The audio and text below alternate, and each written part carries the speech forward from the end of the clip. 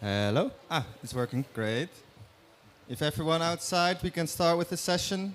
Last one. Don't miss out. Okay. Hello, everyone, dear friends, dear colleagues, and dare I even say family. I think we really became a food family this year, so I'm very glad to have you all here in the room for our final session. I think some of us are walking on our last legs, if that's a proper English expression. At least I am, but I'm glad that we're all here today for our final session to give some closing on this year's COP, this year's pavilion, and see where we're heading next year.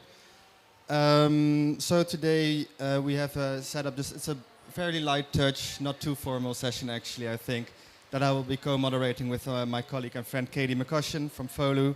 And we have put it in 3 panel sessions, after which we have a nice interactive closing with the entire room, so please be prepared. So first we'll go into a panel that will focus a little bit on the highlights of this year's COP, so COP27, what's been going on, what has happened, and Katie will go through that with her panel in a bit. Then secondly, we'll have a panel basically around food and food at COP. So from the start this year, we have been targeting to put food at center stage, put food on the table at COP. And I will have a few panelists joining me in that session to really discuss, like, did we make it happen? Did we really get to that point that food became one of the prominent themes that we wanted to discuss? And then lastly, we have a last session on some views into the near future, next year, COP28. Of course, this year, I think, just a very brief reflection of my own is that this year has been quite positive, but we're not there yet. Next year, there will be another COP in the United Arab Emirates, so we'll also have to look ahead and see what will happen there. So perhaps with that, Katie, I think I can hand over to you to lead us into the first panel discussion. Thanks, Viva, and thank you for all your kind of hard work, not just over these 2 weeks, but you and the whole team throughout the whole year. And we're going to keep this quite informal today. You can see that we've switched to the comfy chairs from outside. Yes, you're welcome. And we really just kind of want to start by, I think, reflecting on what we've achieved this year. And I think we've really built a movement, not just in this pavilion, between these organisations, but between pavilions and kind of in the corridors at COP. I don't want to jump the gun because I imagine it's going to be spoken about later, but even with Coronivia, for example, we've now got almost 100, Jenny? Yeah? Almost 100 signatures on this letter, and I just think that kind of shows what happens when we all mobilise together. And on a panel yesterday, someone said that hope is for losers. I disagree.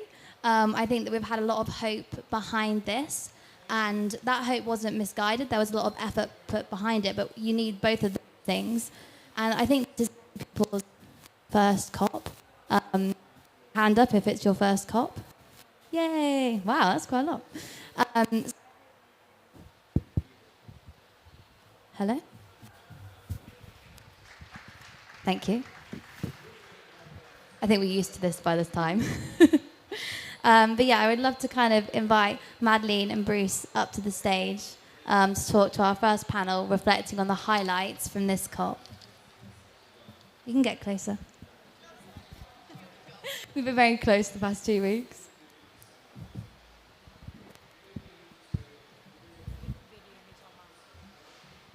And we're also joined by Vivian online.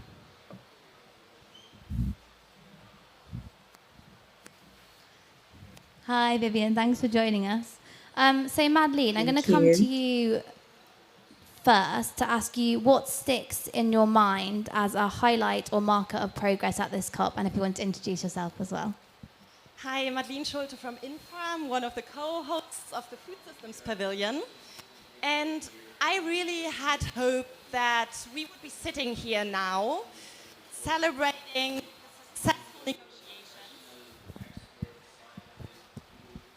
the successful negotiations of the Coronivia Joint Work Programme. But this is... Okay, here we go again. But this is unfortunately not the case.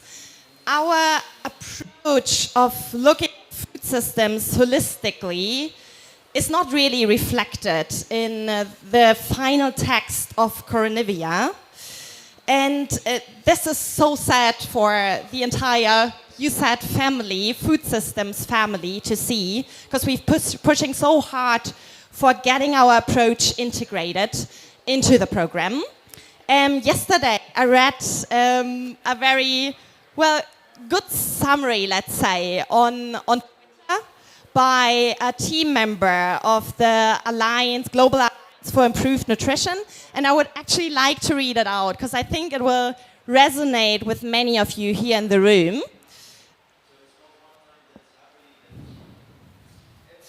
We lit a fire for food systems here at COP, and it was burning bright. I can't help but feel that this Coronivia text has thrown a bucket of water over it.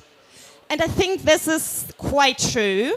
This supposedly landmark decision focuses primarily on agriculture alone and does not address so many very critical, relevant elements of food systems. For example, what about mitigation in agriculture? Or what about nutrition and dietary shifts? All this is not reflected in the final text of Coronivia, and that's definitely a shame. And I would say Coronivia has failed in taking a systemic approach in the end. But then again, and you mentioned this now a couple times, I think it was amazing to see the food systems community coming together, working on this open letter to the negotiators. And well, just overnight, nearly 100 organizations signed that letter. And this is a huge achievement.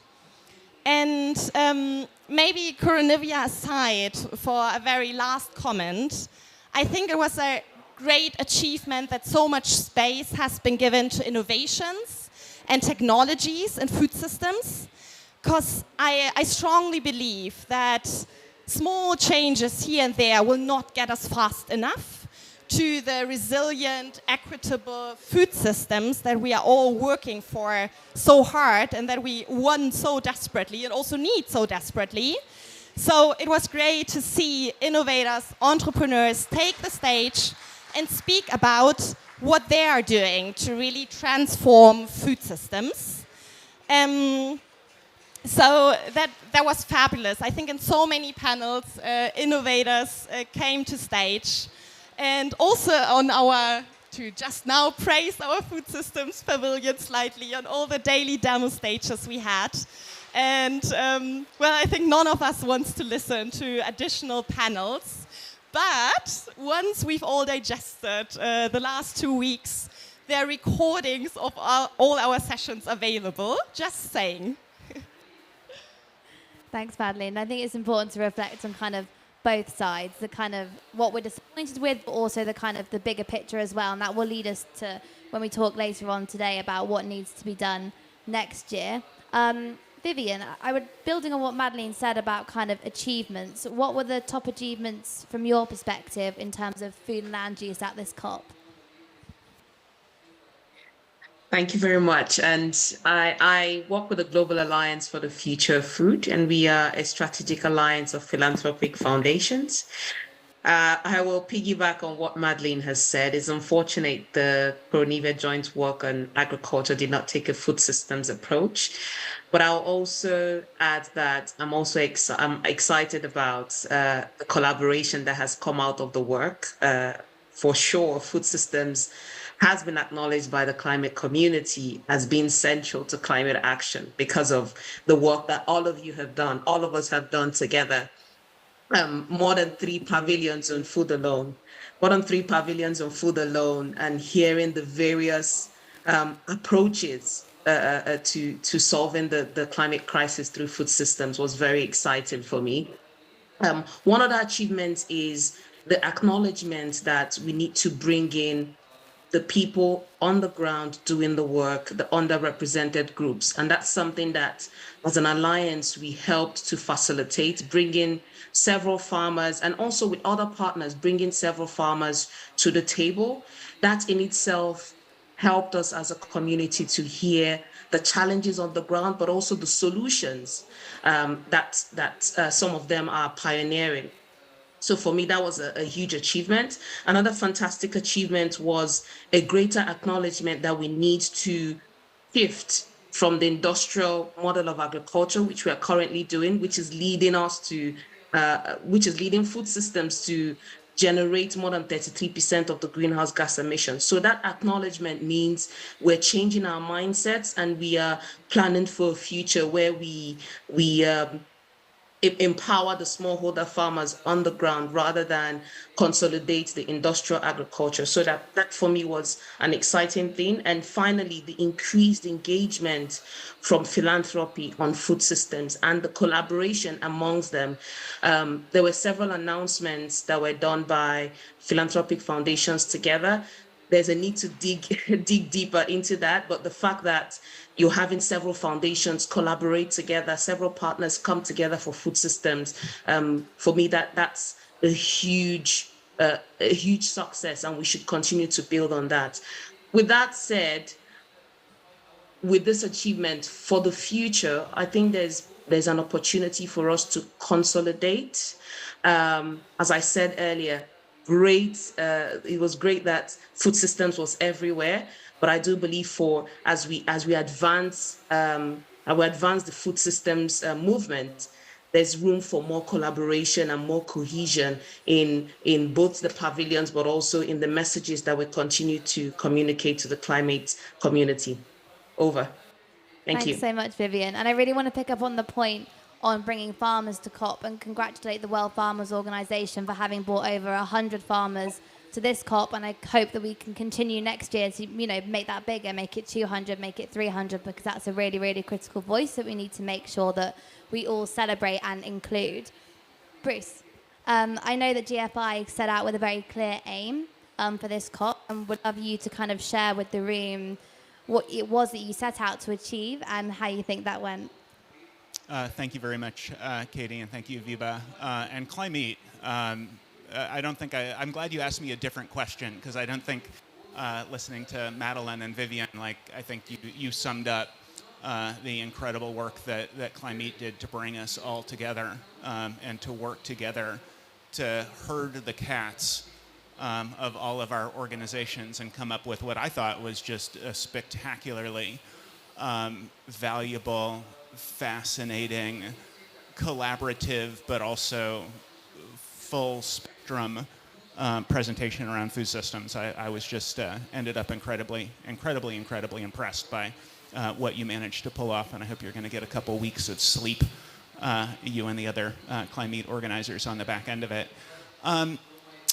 So GFI, what Madeline and Vivian said, the predominant sort of first step, and I feel like we had a phenomenal first step in terms of, 3 different food systems pavilions, just going from last year where there were no food systems pavilions and kind of, not zero of food, but pretty close. Systems are a third of direct emission on land use, are an even bigger part of the solution. The fact that food systems were basically ignored last year to 3 pavilions and really smart, strategic, fascinating, maybe not comprehensive, but close presentation of both, sort of what's happening on the ground all the way to some of the more higher level. Thank you. And I've loved the technology. So GFI got, definitely it was, I think, because of the support from Climate and the support from the other co-sponsors and the smartness of the panels and the smartness of the collaborations. We wanted to elevate food. We particularly wanted to elevate and have some conversations around alternative proteins specifically as the food systems analogous solution similar to renewable energy and electric vehicles. I felt like we did that. But even just the amount of conversation around food, the elevation of food, obviously there are some disappointments by final statements, but I think where we got to is a pretty spectacular stepping stone in terms of collaboration and everything else that Madeline and Vivian talked about for next steps going into UAE and beyond. Thanks so much, Bruce. And just to kind of wrap up this first panel, I want to ask the three of you what your personal takeaway from this Food Systems Pavilion, this experience at COP has been. Mine has been meeting everyone in person that we were speaking online like 3-4 times a week, more than I ring my mum, and just seeing everyone hang out here is like a very collaborative space. So yeah, we'd love to hear from the three of you. So I'm a COP newbie. It was the first COP that I ever attended. So I do not really even know where to start with answering that question. I think the last 2 weeks have been very, very exciting. Just seeing the food systems community coming together. And I cannot really believe that there hasn't been a dedicated space in the last few years, when this year there was not only one food pavilion, but even several food pavilions. So that's huge, definitely. And I mean, I know I'm supposed to concentrate on highlights here, but maybe just one very small point of criticism that can you hear the music online, folks? Really is a celebration today. Celebration, but nonetheless, I want to get off one small point of criticism off my chest. I think there has been a bit too much harmony on most of our panels. I really got the feeling if the world were as united on food systems as we have been here in our discussions, we would be much further along. And my conclusion is simply, we do not sufficiently engage with all stakeholders. And we should definitely try not to have all these conversations within a community that is on the same page anyway, but we should, and probably for the next COP at the latest, try to be even more inclusive and try to include maybe also speakers that have not yet embedded food systems thinking into their narratives and into their actions. That would be one of my main outcomes of this COP, being even more diverse and inclusive. Thanks, Madeleine. Bruce? Yeah, I mean, I think as a first step, harmony maybe before, you're not obviously, anyway. I was really, I was thinking when some of the people from Sustainable Beef came to one of our panels, I was thinking they really should have been on the panel rather than in the audience, similar to what you said. And then one of our other panels about preserving nature and biodiversity, and we had somebody who was basically sort of very strongly advocating on behalf of indigenous communities leading the way. And then we had Impossible Foods and we had GFI, and it was a super friendly conversation despite obviously some degree of disagreement, which I thought was great. And I think more of the definitely more of the conversation and figuring out who the voices are that are not on the dais and figuring out if we can get them onto the dais. I think that's a super smart observation. Thanks both. And we've done the classic thing that we all do is when we start to talk about things personally, we bring it back to the pavilion and our roles. So Vivian, do you want to end on a personal note about your experience of being land use at COP? Yes, what I'll say is the change sometimes happen in the informal spaces beyond the panels. And that's something I'm so grateful for because I was able to get involved in several dinners, several, not side events, but informal conversations. And at the end of the day, people are the ones that make these decisions. And a lot of the influencing starts in the informal space. So for me, as we continue our work beyond COP, is to give room for those informal spaces. Even the negotiators are humans. And the more we tell them about these principles, about the values, hopefully that will translate into what we want to see for climate action, and for several governments to take a food systems approach. So it's all about the informal spaces, the informal conversations. And that's something I'll end with. Thank you. Thanks so much, Vivian. Thanks so much, Bruce and Madeleine as well. Viva, over to you. What was food systems at the heart of COP this year? And also remember that negotiators are humans. Thank you very much, Katie. That's a good question, but I think I'm not the best in the best position to answer it, and therefore, I actually think I'd like to invite some other experts in the field to tackle this question together with me. So therefore, I'd like to invite to the stage the amazing Tom Gresso from the Environmental Defense Fund. Tom, can you come on stage? Great. Then secondly, I will ask my colleague Mariliek Nijmeijer from Climate to also reflect a little bit on the initiative. So Mariliek, please join. And I have to warn you all, Mariliek can be quite critical, so please prepare for a storm that's about to come. And then lastly, I'd like to invite Jenny Briggs from Greenhouse, our in-house communications agency, to discuss a bit around the communications and the messaging around food at COP this year. So Tom, I'd like to start with you first from a policy perspective. So there's been a lot of policy discussions around food systems at COP. And I'd like to ask from your perspective, do you believe that this year at COP, food systems has received the importance and the necessity that it should have received this year? But also, what do you think has been achieved or has not been achieved yet in terms of policies? Thanks, Wiebe.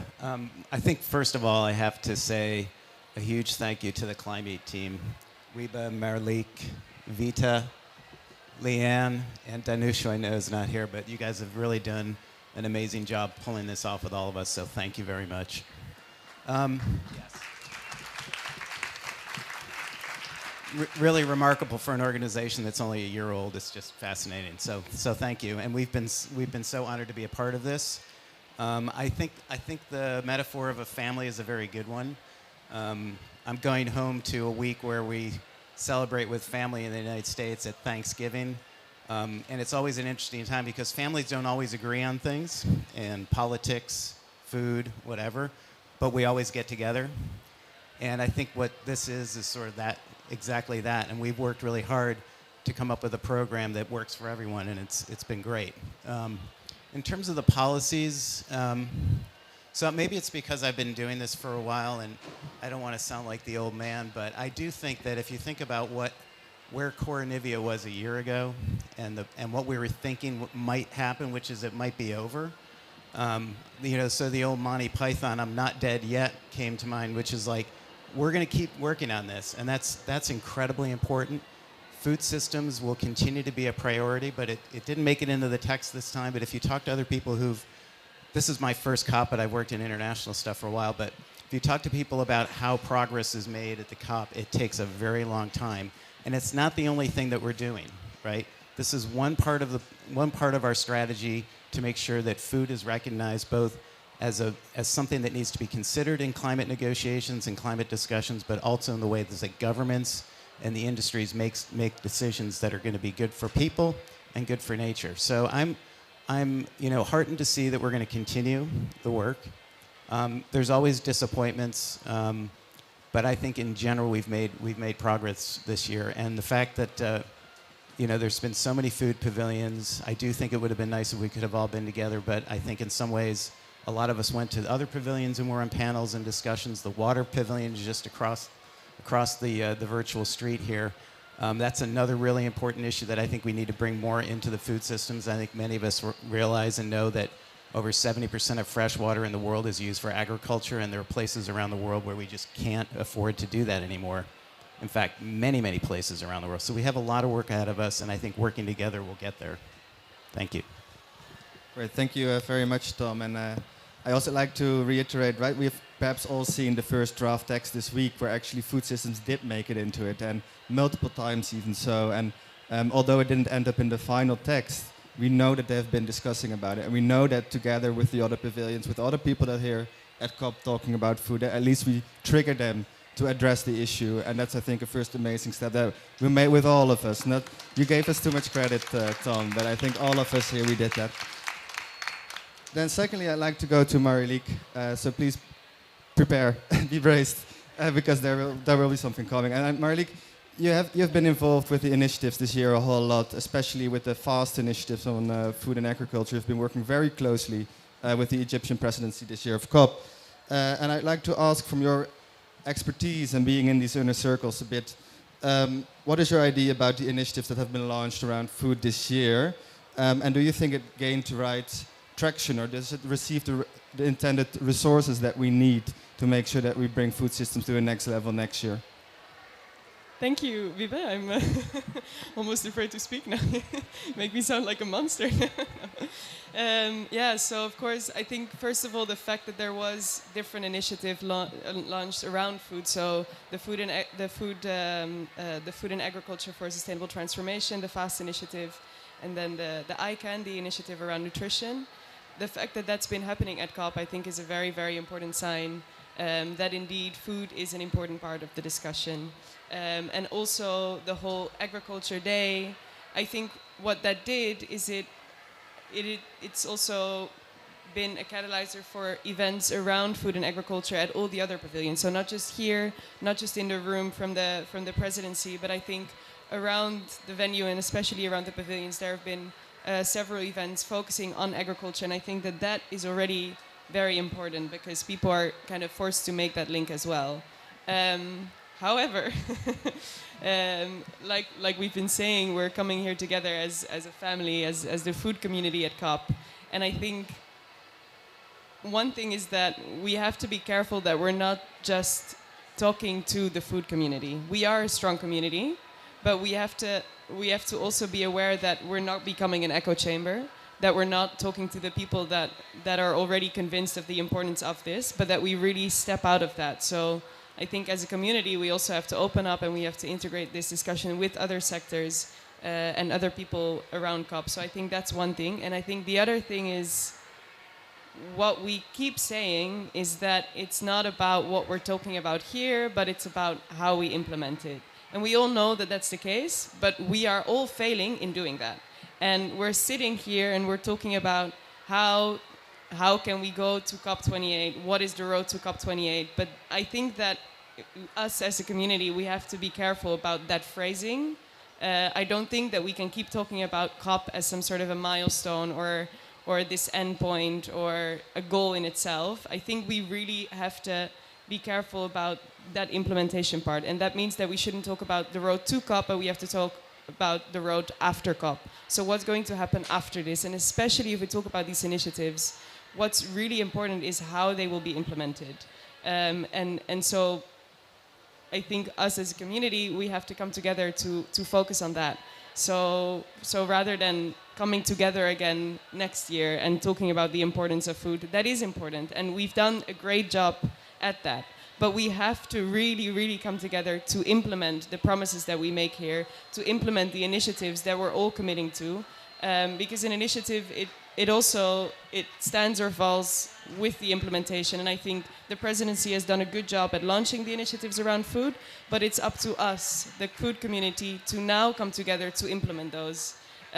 So yeah, I think the initiatives also are only as strong as the community. Great, thank you very much, Marlieke. And I think that's a very clear call to action for everyone in this room. It's like we have the initiatives, but it's up to us to take it further. And let's make sure that we all do that together next year in 2023, so that by the time of COP28 we can really show some progress.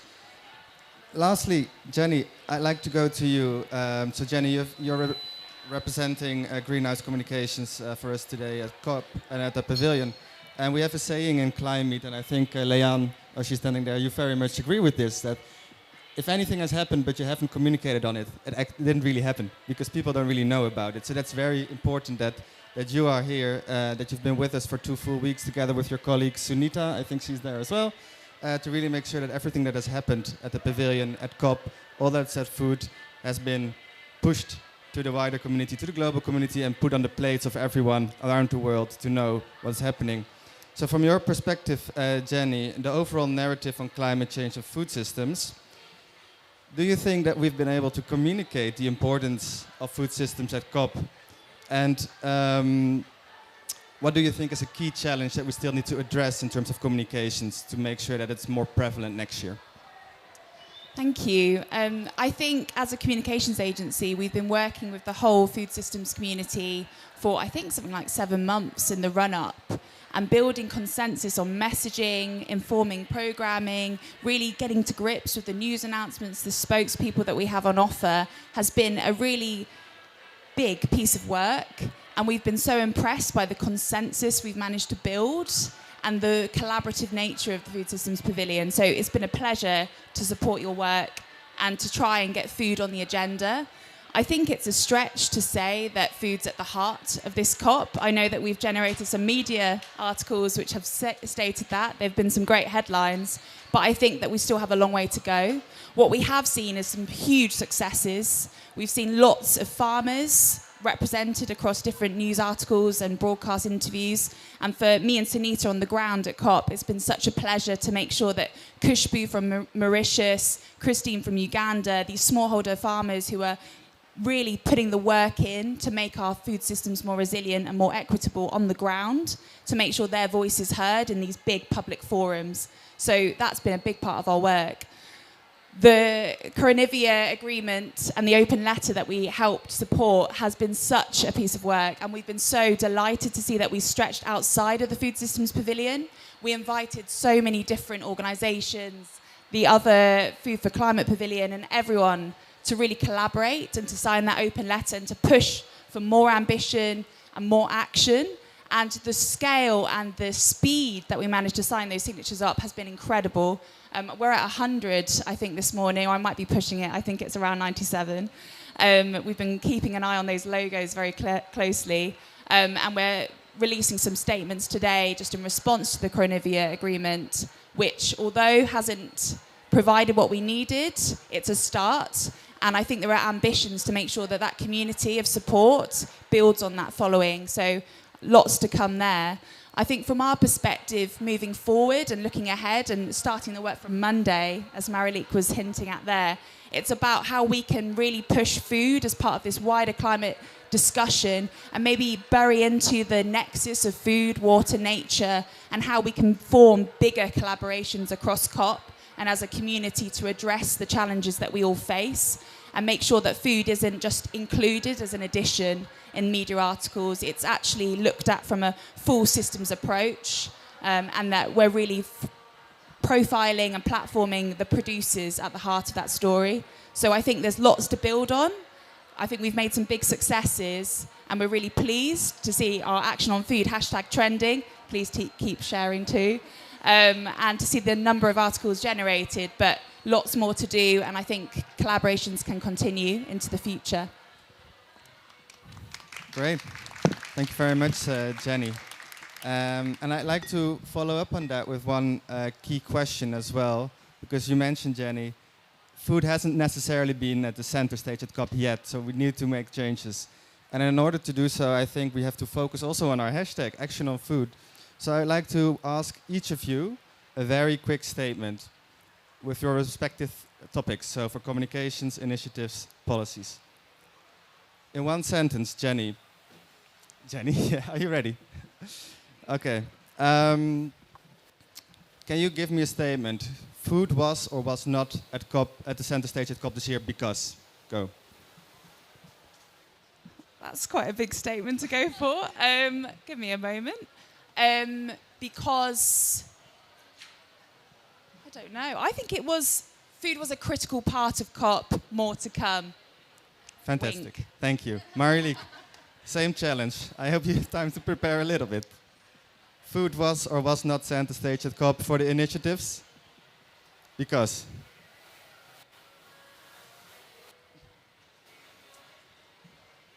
I mean, I don't think it's the black and white question. I think it's also, from my point of view, COP was all about food, right? All we've been doing is food systems and food, but that's exactly, I think, where we have to try to step out of that bubble. So I'd say for us, yes, food has been completely at the heart and stage and center of COP. But we have to make sure that we ask the rest of the people outside of this room whether for them food was at the heart of COP. That's a great follow-up action for us to take on board, Marilik. Lastly, Tom, same question to you, but then from a policy standpoint. Has food been at the center stage of COP this year, yes or no?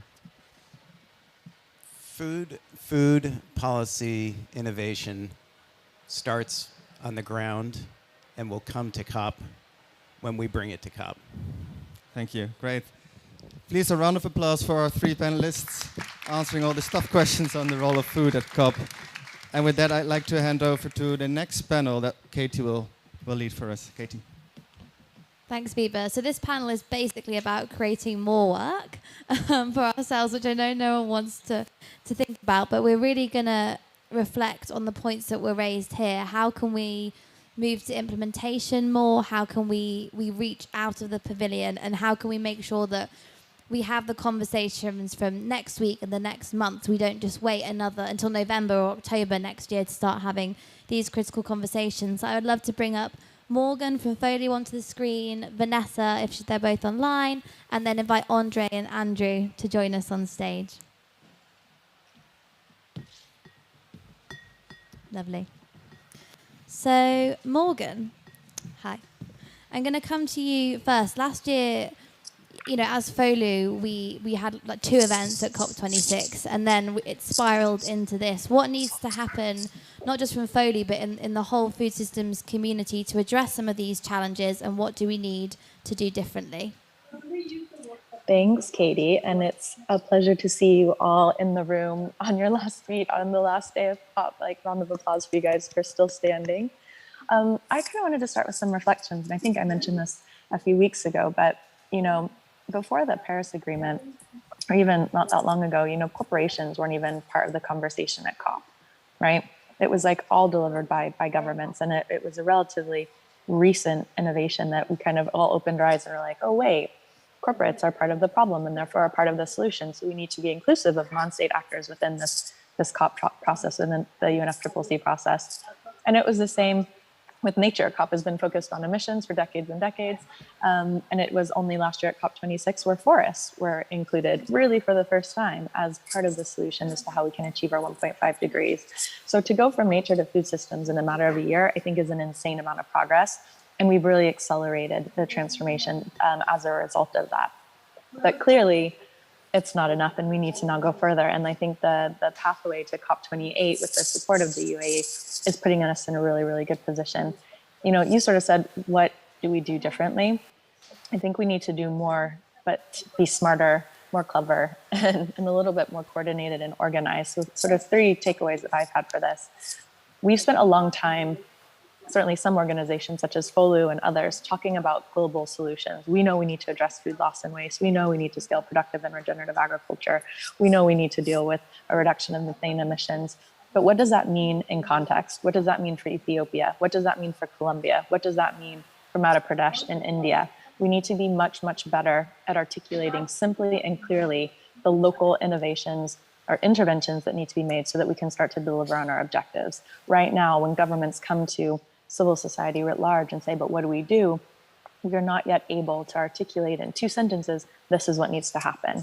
And we need to kind of mobilize as a community to be very sharp, I'd say forensic in our approach so that we can communicate clearly to the stakeholders. And if we can do that by COP28, I think we'll be able to leapfrog even further. Second, I think we really need to understand what good looks like. When we talk a lot about the transformation, the food coming from the Food Systems Summit last year, the national pathways that have been put in place or developed by countries, there's a lot there, but they're also a little bit all over the place. So what does a good framework of action look like for food systems transformation? What are those big buckets that we know every country, every company, every financial institution needs to do so that we're not delivering unintended consequences, so that we're really putting people first, really focusing on farmer centricity as a part of this. We work in the agriculture space. Farmers absolutely need to be at the heart and center of this. But can civil society mobilize over the next 12 months to come to consensus as to what good transformation pathways look like, and then use that as a framework for governments to sign up to and act? And then finally, the third thing, I think, and the Food Systems Pavilion has been such a success of this, but to continue to break down the silos. We've brought food to COP, yes, fantastic, but we still have some work to do bringing health, diet, nutrition into these conversations. And linked to that, we really need to, I think, and this has been sort of expressed with the Cornivia dialogue, figure out how we can dock food systems into the UNFCCC process in a longer lasting, more systemic way. So if we can continue to work together, I think, Katie, you started off with a message of hope. We can continue to deliver hope and optimism, show success, so that we can break down the silos, really come to consensus as to what good looks like, and really be forensic in our interventions at a local and some localized level, then we'll be able to, I don't know, change the world. Thanks, Morgan. And I think everyone needs to remember to be more forensic as we kind of move through these next stages. So, Vanessa, I'm going to come to you next. Obviously, you're here with Agra, and Agnes Calabata played such a huge role in the Food Systems Summit, and it was really brilliant to have her here at the pavilion. And we would just like to hear, you know, from your perspective, from Agra, what actions need to be prioritized over the coming 12 months as we reach COP28. Everyone is so excited and happy and pleased on this panel. So it's really a great starting point, and there's so much positive energy. I just wanted to recognize all the hard work that goes into organizing these events, and obviously, you know, for the mobilization. And I think the excitement and energy is coming relative to the disappointment last year at COP26, coming out of the Food Systems Summit, and the incredible mobilization, commitments, coalitions, and hard work around the Food Systems Summit that didn't get converted so quickly into the COP last year. So really, it's a huge recognition that change doesn't happen overnight. We know that the commitments are there, the activities are in motion, the goodwill is there. And yet we are continuously keeping an eye on time, and we see time clicking by. You know, from an African perspective, we're on the continent. Climate change is a reality day to day. We're alternating between droughts and floods, and so many smallholder farmers, as was mentioned earlier, do feel that their voices aren't a part of the conversation enough. So that's what we strive to do, to bring the voice of the vulnerable small businesses, smallholder farmers, vulnerable populations, bring that voice out in a structured and yet real and practicable way. And so as we looked forwards towards COP28, I really have an eye also on the 2030 agendas and the commitments and the alignment and the impatience that we all have to make progress. So some of the things that I've been thinking about and we've been working towards are the following. The first is about inclusivity. A lot of us are talking as if gender equity just means meeting a 50% participation of women. And on this panel, it's more than met. So congratulations. That is not the issue. But really, the targets in the way that we've been moving would lead us to realize we need to have a 70% gender focus for bridging the gap, for example, on women's productivity, on profitability, access to finance. And these things directly will impact how decisions are made and towards food systems transitions and towards the reduction of encroachment and new land areas under cultivation, for example, towards more holistic agroforestry solutions, which enable farmers to really understand how to utilize tree crops and other agroforestry solutions, optimizing fertilizer utilization, not reducing it, and I will be clear about that, but optimizing it for soil fertility and for productivity, and then reducing food loss and waste. And we talk about the significance of that. Finally, the fourth piece of the puzzle is really, and this is one that has been reiterated again this week. If any of you have been watching Bill Gates's speeches around Kenya this week, it's been about malnutrition and the impact of malnutrition, of course, on young children, and how this is really limiting overall productivity and economic growth. So I think we're positive and excited in the context of raising the focus on food systems, and yet we're still concerned about the impacts reaching the last mile. So we're at Agra every day looking at how can we accelerate and expedite adoption of technologies and solutions and information for decision making and risk mitigation at the last mile. And this is something which I think we all want to see expedited progress on. And I'm 100% sure that when we come together next year, both in Africa, and we invite you all to join us in September at the AGRF, which is now the Food Systems Forum, and it's been renamed, so this is progress. But also as we can reconvene at a Food Systems Pavilion, where I hope we all talk about progress on the ground. Thanks so much. Thanks so much, Vanessa, and for really calling out what those actions that we need to do look like. Andre, turning to you, kind of from your perspective and as SNV, what are the opportunities that you see over the next 12 months? And building on Jenny's point, you know, food is on the table, but it's not at the heart. So what are the opportunities to put it at the heart? Thank you. My name is Andre de Jager. I'm a managing director of SNV. And despite the enormous crisis we are actually facing, and we have been discussing in the last 2 weeks, the week I have been here gave me quite some optimism, I have to say, and especially because, and I'm coming back on Meryl Leek's remark, the ideas which have been generating in this pavilion on what we can do in implementation. And I would like to give 4 priorities as far as my perspective is, where we should concentrate when we look at implementation. First of all, I think we all agree that we have to decarbonize our food system. And I think the issue is how are we going to do that? And I think quite a number of proposals have been discussed here. Just mention a few. Developing climate advisory services for our smallholder farmers. Developing real technology, not only new technology, but also existing technology, what smallholder farmers already know, and make smart combinations of this.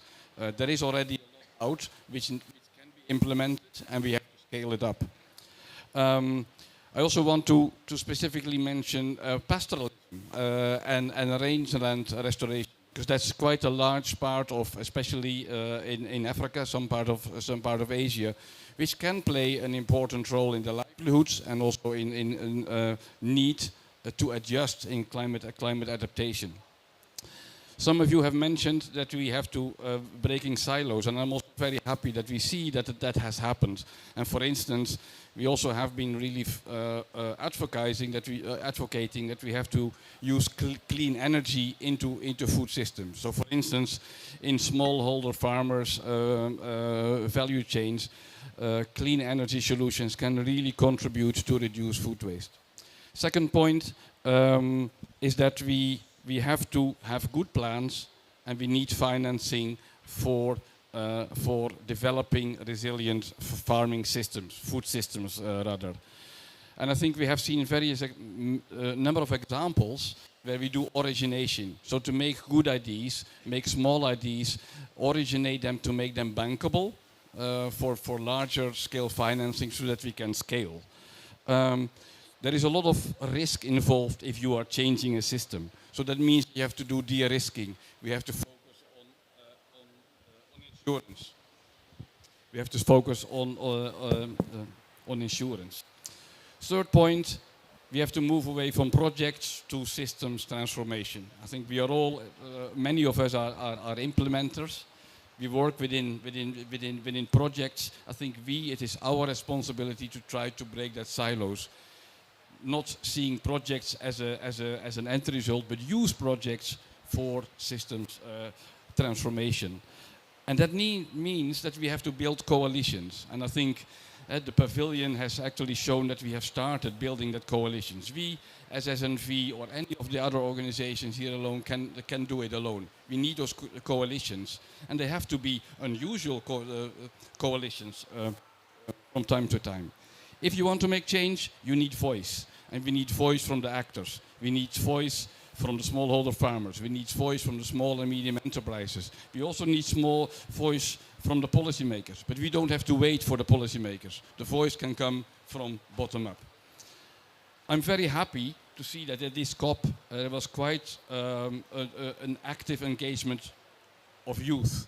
And I think we are talking about climate, and we know that the next generation, are the younger people now, they are our future producers. They are our future consumers of the food. So they have to have a very prominent seat on the table. So whatever we are doing in kind of food systems, we have to engage youth. And I know food production, agriculture is not very sexy for many young people. We have to make it sexy. We have to make it attractive for young people to really work into food systems. And another example, last point, is that we need water. And I think we cannot attain food security, we cannot attain resilience of food systems without adequate critical water management and water access for all, for agricultural use, but also for personal use. I know some of the speakers before me, they were a bit disappointed about food systems not ending up into the declaration. Yes, it is actually a bit disappointing. But should that take us back? No, not at all. We have all the experience. We are working with partners. We have the coming 12 months to really continue the work we are doing, to building those new coalitions, and come back in COP28 with even more stronger messages and stronger examples of what we can achieve. Thank you very much. Thank you so much, Andre. And Andrew, I was hoping you could kind of build on this point of breaking down silos and how we can reorganize ourselves. I think we have broken down some silos. If you look at the makeup of co-hosts and session partners, we hadn't worked with most of those organizations before, so it's definitely a step in the right direction. But how can we reorganize ourselves for next year, and what are the priorities? Thanks. So maybe just for context, our organization, EIT Food, we're fundamentally a network of networks. We finance and we fund groups and collaborators coming together, driven around impact, driven around purpose. And from our own experience, that is what has broken down silos for us. And certainly in the last few days that I've been here, all the way through the conference, we've seen amazing interventions from activists of all kinds, from all different geographies and from different demographics. And actually, as professional organizations, as NGOs, as sort of formal networks, I think we can learn a lot from activist communities. I genuinely think we need to organize on common ground.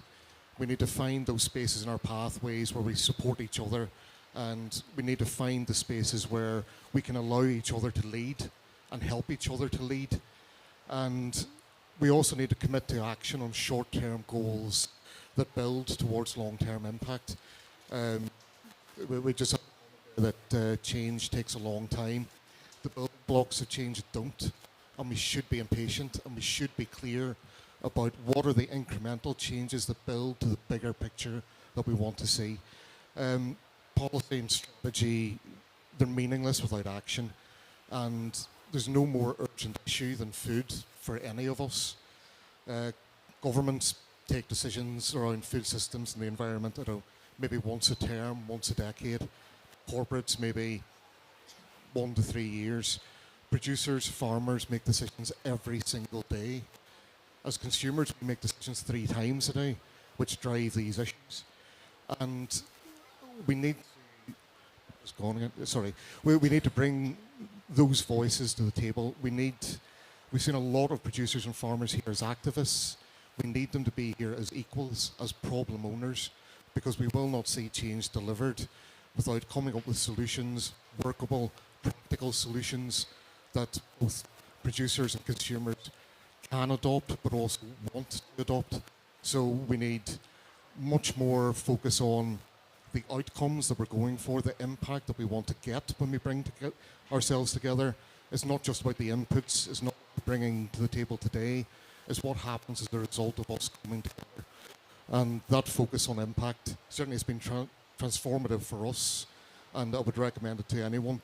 Put the consumer first, put the people who will deliver the change first, and work towards them. Don't expect them to come towards you. Thanks so much. And I think we're going to move on to a fun session, but you're both all welcome to stay there. And if we could just give our panelists a round of applause.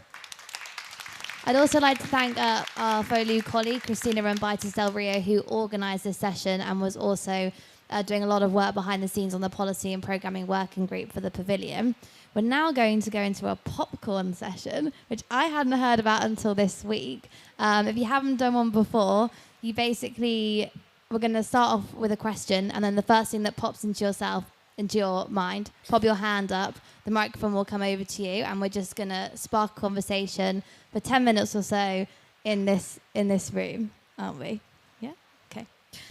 So the first question is, what partnerships are needed, what actions are prioritised, and what opportunities can be seized? Go.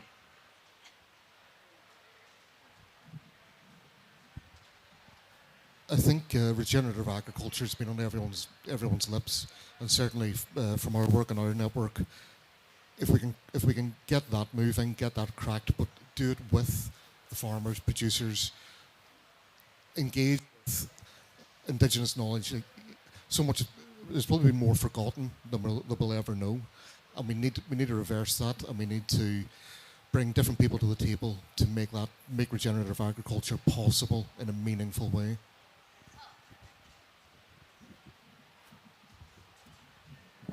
Okay, so I have a question for everybody. Raise your hand if you're feeling more inspired for the work that you're doing and you're looking forward to continuing to work hard in the coming year. Awesome. All right. You've got the microphone now, Bruce. What were the questions? I'm sorry. Build on regenerative agriculture. How are we going to bring that to the centre more?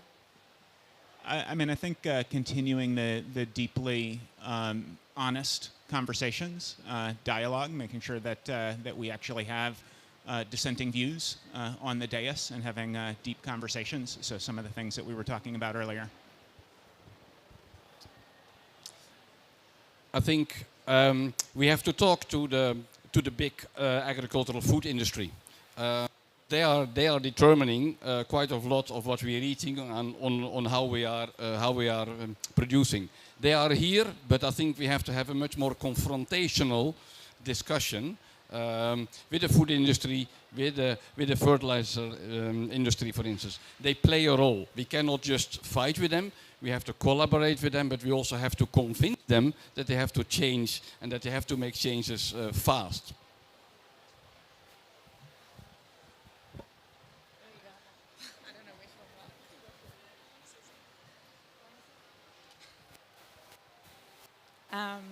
Yeah, sure. Okay, I can go. So at FOLU, actually, we're currently working on a paper on region ag, and it's really looking at more of the outcomes that we're trying to achieve and kind of not getting stuck in the language. And I think that goes for a lot of things we do. Even looking at the Cornivia statement, it's all about down to the period at the end of the sentence. And I think we need to move away from that and really look at the positive outcomes that we're trying to achieve. So yeah, that was just a reflection on that. Anyone else? Hi, I'm Kyle Saugus from Climate Advisors. I've been spending a lot of time in the nature zone, and I actually think having maybe like an afternoon or a day where you hand over control of the Food Systems Pavilion to the nature zone to bring them over to have conversations about like regen ag, what does that look like? What does that mean for nature? What does that mean for water? And then having a mixer afterwards and really encouraging, the people who spend 90% of their time here to go to a food day at the nature zone or a food day at the water pavilion and really engage with those folks, that we are starting to break down those silos, at least, here while we're all in person, and vice versa, and kind of doing a round robin and really starting to bring the conversations that I'm hearing over there here and talk about where we might differ, where we might agree, and find common ground, and then like where do we need to go to find more common ground. Anyone else?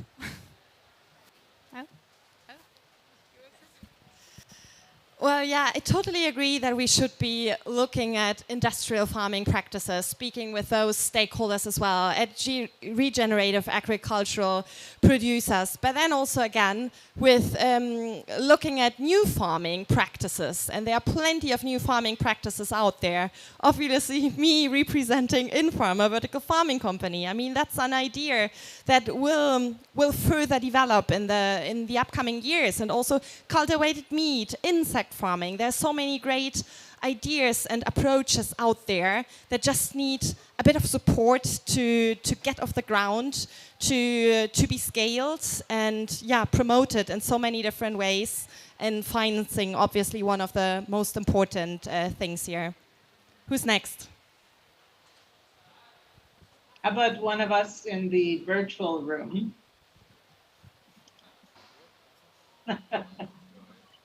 Yeah, okay. You can hear me then. Great. Wonderful. I wanted to come back to 3 or 4 points which the group made and add a couple. So my popcorn is the following. First of all, regen for me means also risk mitigation. So more affordable insurance. And so this comes to climate financing for agriculture. The other is on tree crops. And I talked about agroforestry, but I think we can really do more on tree seedlings, tree crops. Next, if you've been paying any attention to the Chef's Manifesto, I think we can learn a lot about making food nutritious and appealing. And so beans is how we've been talking a lot about beans for cover crops, beans in terms of nutritional crops, but it's got to taste good. It can't be like the beans that you are forced to eat and don't want to eat. And so some consumer recipes, some chefs doing demonstrations. I really like the experiential part of food systems coming together, as was mentioned. I also like this discussion about where can industrialization and mechanization be more climate smart. There's really climate smart equipment and processing, and this is something which I think we need to look at. The outdated old equipment is not actually climate smart. It has tons of byproducts which we need to improve.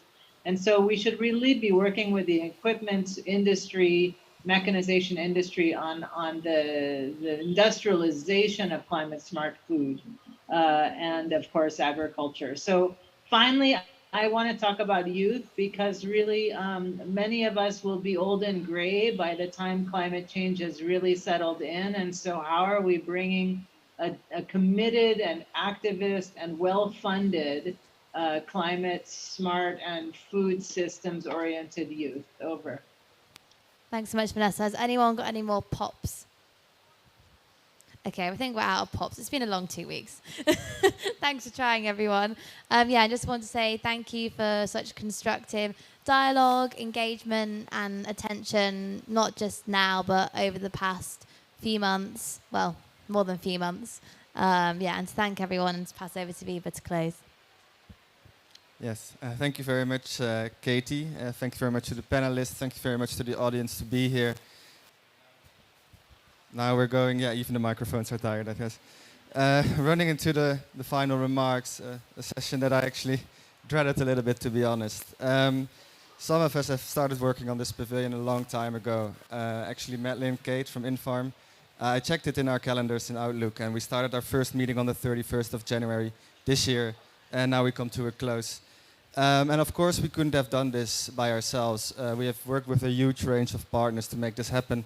And I want to just do a very quick word of thanks. I won't make it too lengthy. Just to give the recognition to those who really deserve it. So first of all, I would like to thank all the organizations that have worked with us on this amazing journey. Many of them are actually not too big, if I may say. So it's been a huge investment, a huge risk for some of us. And I really value that you took this chance, this leap of faith perhaps with us to make this pavilion happen. So first of all, the co-hosts of the pavilion, which are the Coalition of Action for Soil Health, next to Climate, the Environmental Defense Fund, EIT Food, the Good Food Institute, Infarm, SNV, the Food and Land Use Coalition, and Yara as co-host. I would like to ask you for a round of applause for all these organizations. And working with us also Farms, Food Tank, Just Rural Transition, the One Acre Fund, the Nature Conservancy, and the Rabobank as session partners. So please a quick round of applause. And of course, it's the elephant in the room, but we need money. Basically, to make this happen, we need money. And therefore, I'm very grateful to our sponsors, actually, for this pavilion. Without their contributions, we wouldn't have been able to build this pavilion in the first place. So from Australia, it's the ACR, the World Economic Forum, the Dutch Ministry of Agriculture, and IKEA Foundation for their support, for their belief in us to bring this pavilion together. I'd like to ask a round of applause for them as well. And then lastly, our supporting partners. So we've heard already a little bit on the inclusion of farmers, the inclusion of women, the inclusion of we need to be able to bring these voices to COP, and for some of them it's extremely hard to get here for different reasons.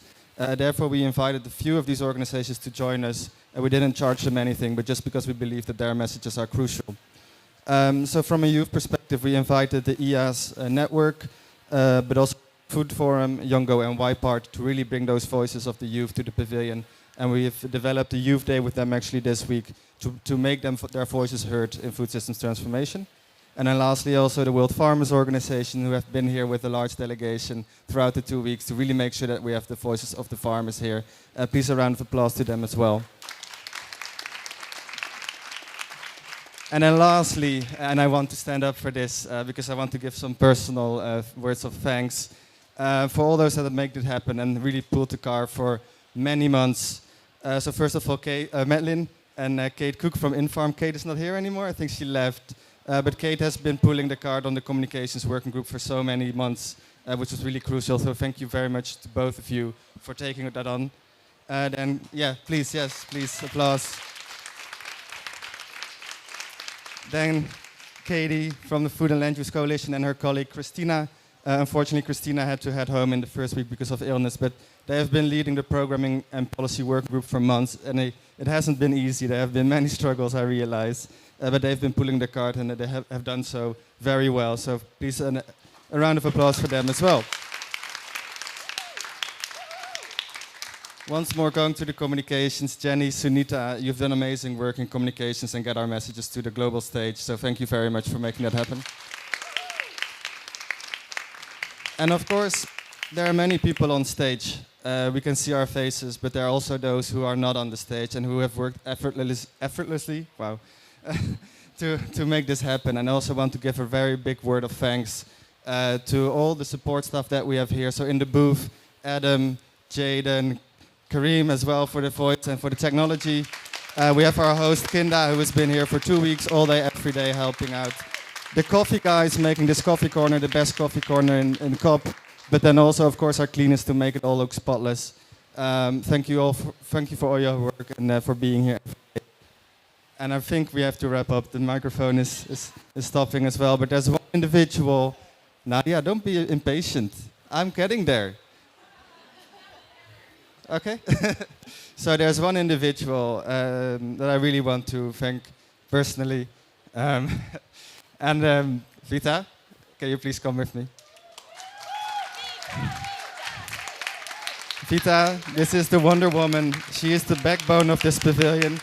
She's been here since the 31st of October and she's still walking around, still standing. She has done everything for us to make this pavilion happen. All the hard work with the COP organization. You've made the design with your good friend Anes in Indonesia. And I can't just not thank you enough for everything that you've done. Sorry. You've done an amazing job, so please, thank you. And please, standing applause. Please stand up. Give it up for this lady. You've done amazing, and it's been a very much big pleasure to work with you.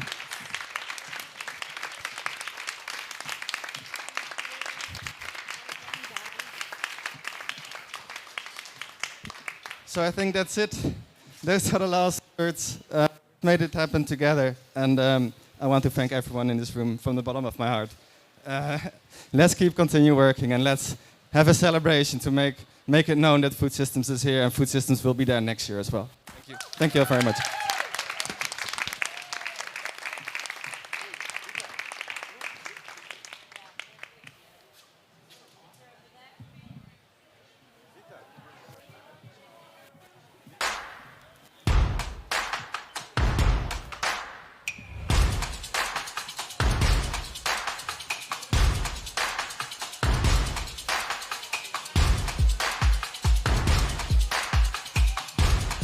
Okay, thanks everyone for coming in.